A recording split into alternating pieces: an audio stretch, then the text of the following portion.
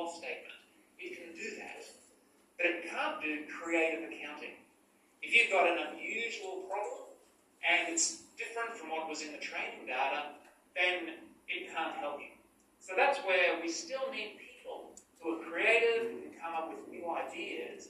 Those sorts of jobs will never be out of style.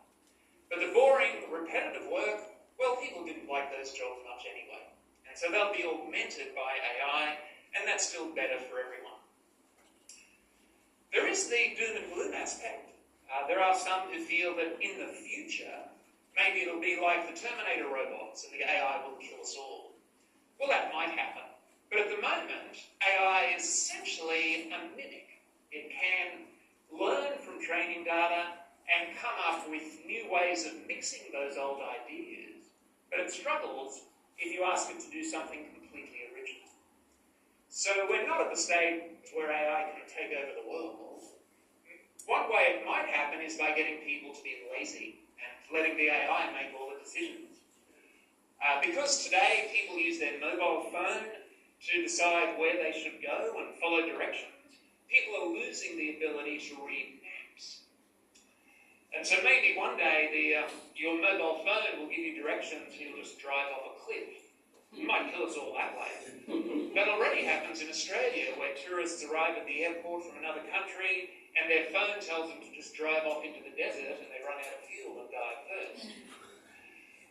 But in terms of AI trying to kill us all through its intelligence, that's still something for the future. And so, yeah, general artificial intelligence, something that can reason, apply logic, come up with creative solutions better than a human. That's the sort of thing that some people lie awake at night worrying about. However, at the moment, we still don't know how to build that. People are trying very hard. We just heard that one effort, they've raised $40 billion to apply to that problem. But bear in mind, we still don't know how to build it. There's a type of microscopic worm that lives in soil. And this worm has a very, very small brain, only a few dozen brain cells. Small enough to simulate on your mobile phone very accurately. And there is a computer model of this worm. Not just its brain, but the entire worm, right down to the atomic level.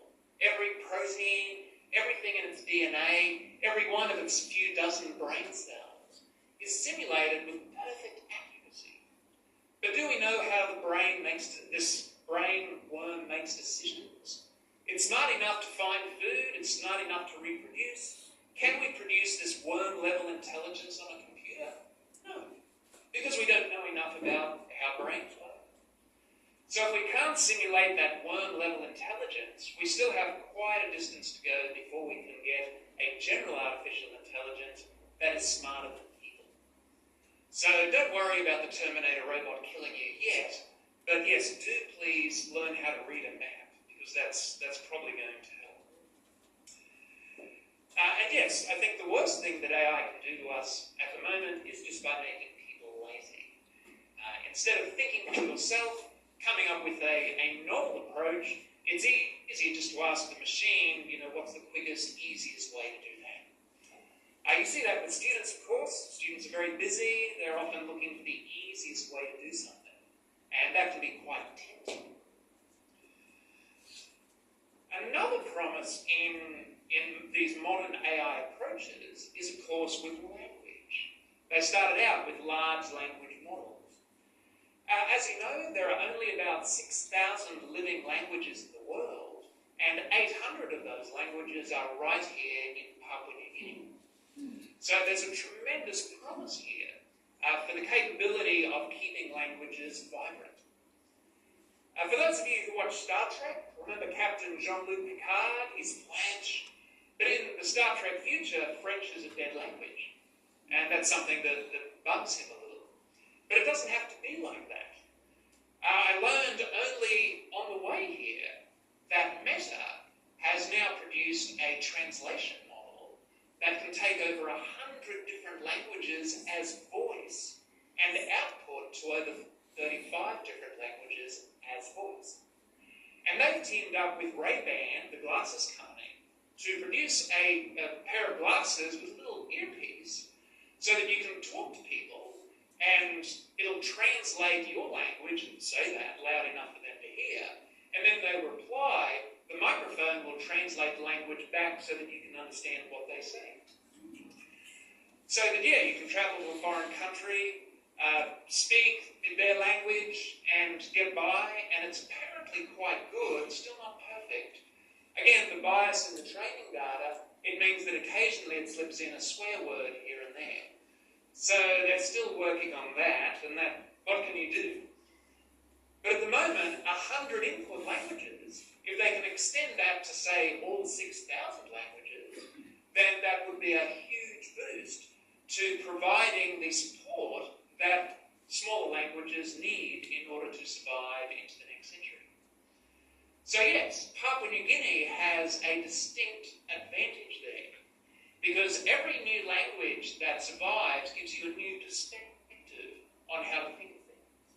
People who learn German say that learning German is like growing a new soul.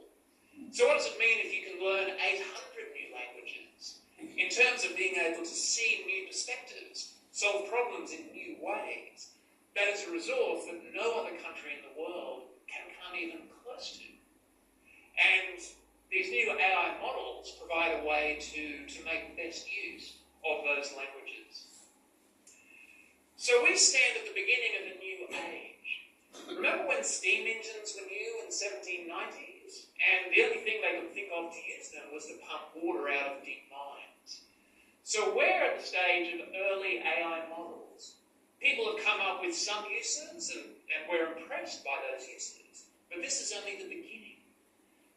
In 50 years, these AI models will have seeped into lots of different parts of our lives and revolutionised the way that we do things in a way that we can't imagine, any more than people who were around in the 1790s could imagine where steam engines and then electricity, cars, how that has radically changed society. So we're at the beginning of a new age. And while at the moment, yes, to build a full AI model takes a lot of time, huge data centre, terawatts of electricity. But remember how big and clunky the early steam engines were. There's a range of new technologies on the horizon to speed up and reduce the electricity that it needs to build these models. We have quantum computing coming up, and again, it's still in its early stages. But yes, don't be too put out by the way things are at the moment, because this is only the beginning. And 10 years, 20 years, 50 years from now, you will look back at this meeting here today and have a little chuckle about and comparing with what we have thought today with how things will turn out in the future. So I commend you to today's AI Summit, and I hope you get something out of it.